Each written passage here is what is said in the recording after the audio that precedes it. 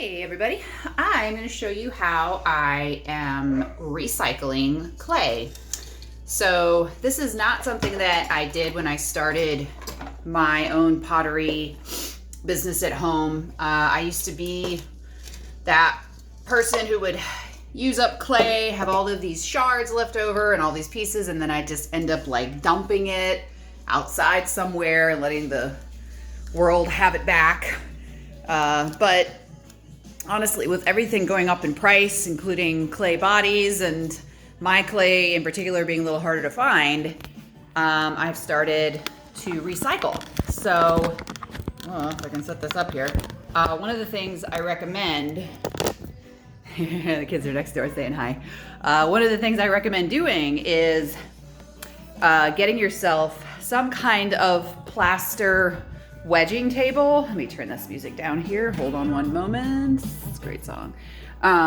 So I have a friend who's a woodworker, and I traded him a bunch of pottery, a bunch of bowls that he really wanted, and I had him make me this plaster wedging table. So I just don't have the tools to make it. It's a very easy thing to make. It's just that it's time consuming and you need some specific tools. Obviously he's great. Look at these joints. I mean, this guy's awesome. So it didn't cost me anything but 9 bowls. So to me, that's totally worth it. So this is counter height, and it's about 36 inches long, so 3 feet, and 2.5 feet wide. So it's a good size. And it's #1 pottery plaster, and it's about 4 inches deep. So it's a big sucker, and this is where it lives in my studio. And today is recycle day. So I have started doing things a little differently. I have multiple clay bodies that I like using.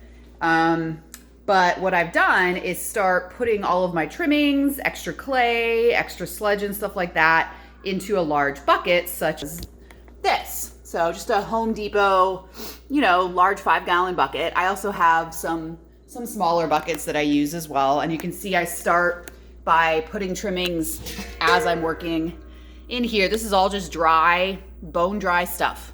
Okay. And then I transfer, because this is not a bucket that water won't leak out of. So I know water's going to leak out of that. So I transfer trimmings from that into a bucket that won't leak. And then I start adding water to it. So this is a bucket of a different clay body. And you can see the water is just kind of sitting on the surface right now. So it's kind of sloughing. And basically all this clay at the bottom is goopy. But I have another bucket outside that I'm going to show you. And this is the one I'm going to start to recycle. So it's a little smaller. Say hi, everybody. This is this bucket here. So this has the clay body that I'm currently using, and you can see it's got a lot of water in it. I'm going to go ahead and give it a couple mixes. Another thing that you're going to want to get is, obviously you need a drill and this kind of bit here to mix. All right, so let's see if I can set this up so you can see what I'm going to do. Just show you that mixing process.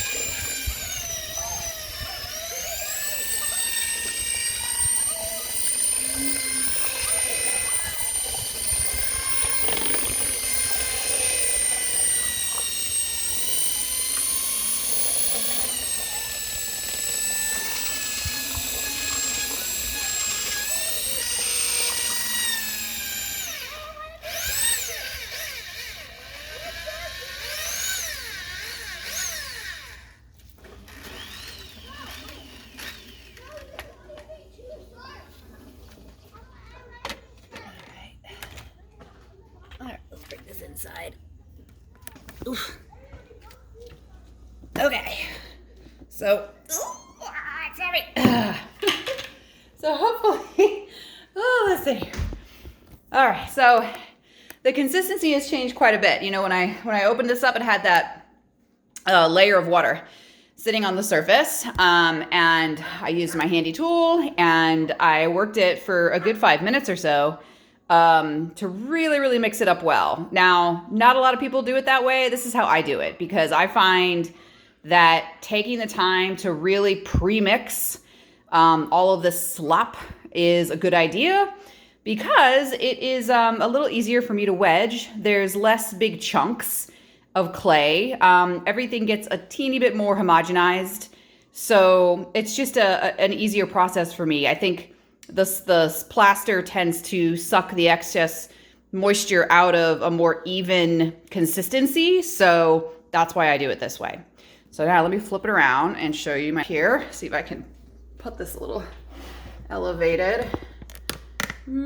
So now, here we go, plaster wedging table and slop. This is the messy bit, but it's necessary, right? So now I need to get all of this onto the plaster wedging table. This is very tidy cornered, sorry about that. Oh well. And I need to give it time. So basically the plaster is gonna suck all of the water that's kind of in the clay body into the plaster. And I need to watch it, because I wanna make sure that I catch the clay at a consistency where I can flip it over, even out that consistency of the clay before I start wedging it up into workable clay again. So here we go, let's start laying it out. This is messy, but also kind of fun, especially if you like playing in mud. Woohoo, okay.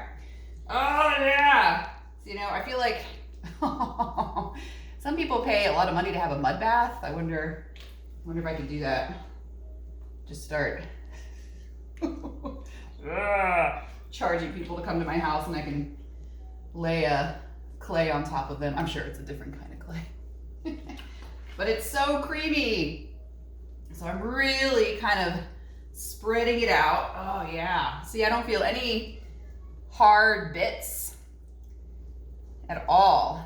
It really pays to pre-mix. I picked up that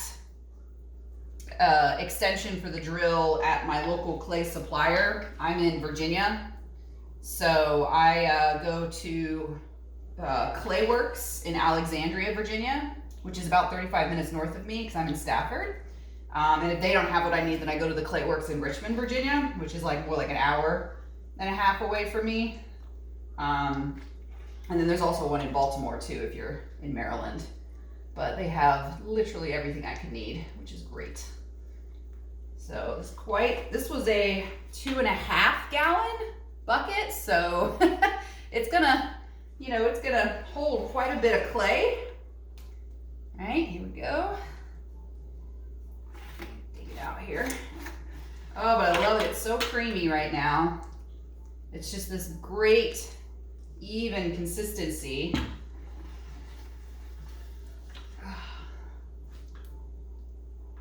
Here we go. Yeah. And I think about the fact that I used to just throw all this away. Well, throw it away to an extent, right? I would recycle it back to the earth. But man, what a waste. I could have been doing this the whole time and saving money, because this I can probably get, you know, maybe 10 pounds of clay out of this. Here we go. So much. I try to scrape it as clean as I can. You can see the bucket is pretty scraped. And then the rest of this I just kind of clean outside because it is, you know, goopy. So now I'm gonna just make sure it's somewhat even, kind of spread across the plaster here. Here we go. Even it out a little bit. I don't want any like super thick areas or super thin areas, because the thin areas will dry a lot faster. right? And then the super thick areas will take even longer. So I think that's good. Now, sometimes I see people do this thing where they kind of poke the clay like this on the surface. And you know, I've seen different reasons for this. I guess it's more like an aerating process, making sure that, you know, you're leaving little pockets for air to penetrate. Maybe it evens it out as far as drying time.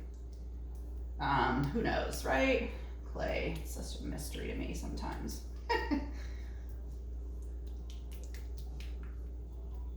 Here we go. Obviously, like if I had a pug mill, those suckers are like $6,000, $7,000 brand new, and I don't have $6,000 or $7,000, so this is what I do, and this was a heck of a lot cheaper. So, all right, that is it. So, what I'm gonna do is clean up my mess and give this hours. You know, it is probably 2 o'clock on a Monday right now. I'll check on it again at like 7 o'clock tonight maybe and see how it's doing. I'll flip it over. What I do is basically get a handy spatula and lift it up a little on the side. And if it feels like I can lift large portions of it, then I know it's ready for me to kind of cut, lift, and flip so that this side of the clay also gets kind of water drawn out of it from the plaster, if that makes sense. I hope it does. And then when I feel like it's at a good workable consistency for wedging, I'll just start putting my back into it and wedging 3 to 4 pounds at a time. I don't wedge a lot at a time. It hurts my back, so I don't. So I'll wedge it, 3 or 4 pounds at a time, maybe 5 if I'm feeling frisky, and then bag it up, and then I'll use it for throwing. So this will save me, having to go out and buy more clay of this particular clay body, which right now my clay suppliers don't have any. So this is how I'm gonna get it. All right, thanks everybody. I hope this was helpful. I hope you found it somewhat easy, and feel free to ask any questions.